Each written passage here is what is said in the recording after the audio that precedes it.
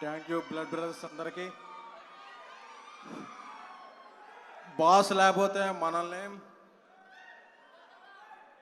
Love you brothers. Happy birthday megastar Chiranjeevi గారు.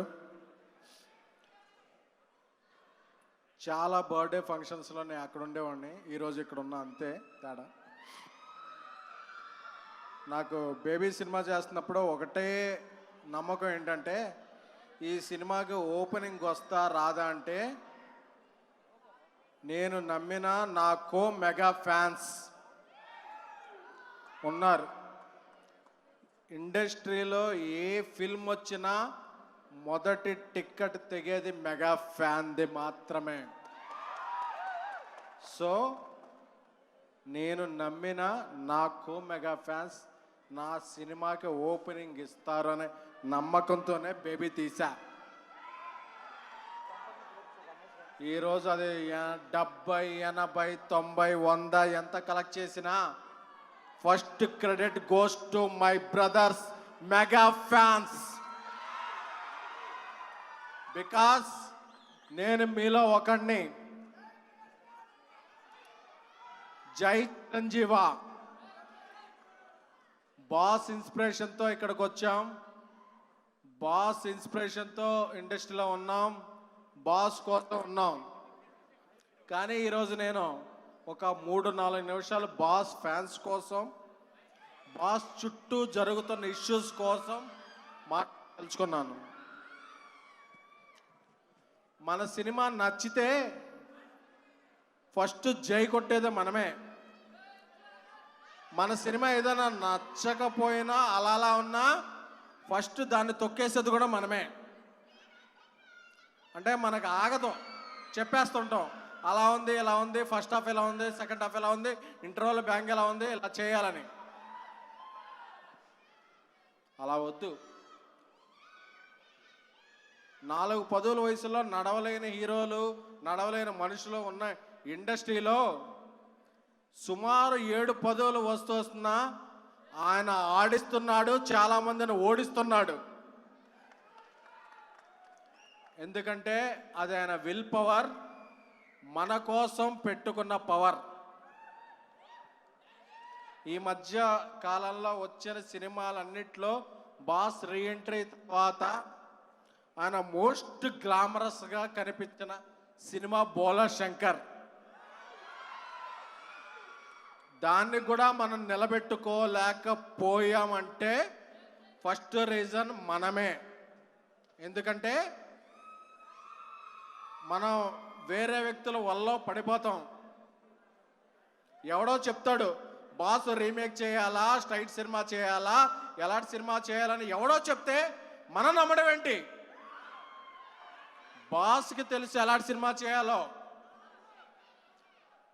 బాస్కి cinema అంటే అమ్మకం కాదు, నమ్మకం. అలాంటిది బాస్ ఈ రోజులో ఈ స్టేజ్లో కూడా ఒక మోకాలికి ఆపరేషన్ చేయించుకుని స్టెప్స్ వేస్తున్నాడంటే ఆయన మూమెంట్స్, మనలోని మూమెంట్స్, అది ఎప్పుడూ మనం మర్చిపోకూడదు. ఆయన సంపాదించిన సంపాదన అంతా, ఆయన సంపాదించిన కీర్తి అంతా, అయినా సరే ఆయన మనందరి కోసం కష్టపడుతున్నాడు. ఈ స్టేజ్ మీద ఉన్నవాళ్ళు, స్టేజ్ కింద ఉన్నవాళ్ళు, మీరు మీరు మీరు మీరు మనందరి కోసం కష్టపడుతున్నారు. సో చాలామంది చెప్తారు బాస్ ఎలాంటి సినిమా చేయాలి, ఎలాంటి డ్యాన్స్లు వేయాలి, ఎలాంటి సాంగ్ చేయాలి అని. బాస్ చేసేది వాళ్ళ కోసం కాదు, మీకోసం, నా కోసం. సో బాస్ వెంటే మనం ఎప్పుడైనా ఉండాలి. అందుకనే నేను చెప్తున్నా, సోషల్ మీడియాలో అందరూ యూనిటీగా ఉండండి, అందరూ యూనిటీగా ఉండే. మనం యూనిటీగా ఉంటే మనల్ని కొట్టేది ఎవడో లేడు. ఉన్నారా? లేరు. మనం యూనిటీగా ఉంటే మనల్ని ఆడించేవాడు లేడు, మనల్ని ఓడించేవాడు లేడు.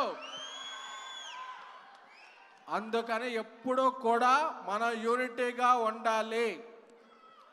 కొంతమంది సోషల్ మీడియాలో ఫేస్ లేని అనానమస్ ఐడీలు అందరూ మన మధ్య చాలా గొడవలు పెడతారు. ఆ ట్రాప్లో పడ్డామా మనం అంతే. ఆ ట్రాప్లో పడకుండా ఉన్నామా మనం వేరు, మన స్టేజ్ వేరు, మన లెవెల్ వేరు. ఆంధ్రప్రదేశ్, తెలంగాణ, కర్ణాటక, తమిళనాడు, కేరళ ఇదే కాదు, పాన్ ఇండియాలో కూడా 7 పదుల వయసులో ఏ హీరో లేకుండా ఇంత పెద్ద ఈవెంట్ జరిగిన చరిత్ర ఉందా? Megastar is a history. ఈ హిస్టరీ మనకు మాత్రమే ఉంది. ఈ హిస్టరీని ఎవరైనా ఫాలో అవ్వాల్సిందే. సో ఎవ్వరూ ఎప్పుడూ కూడా అధైర్యపడద్దు. మన సినిమా అప్పుడప్పుడు యావరేజ్లు అవుతాయి, కానీ ఇదే సోషల్ మీడియా అవని ఏదైనా మీడియా అవని చాలామంది హిట్లర్ ముందు బాస్ పని అయిపోద్ది అన్నారు. అయిపోయిందా? అవలా. ఖైదీ 150 ముందు బాస్ పని అయిపోయింది అనుకున్నారు.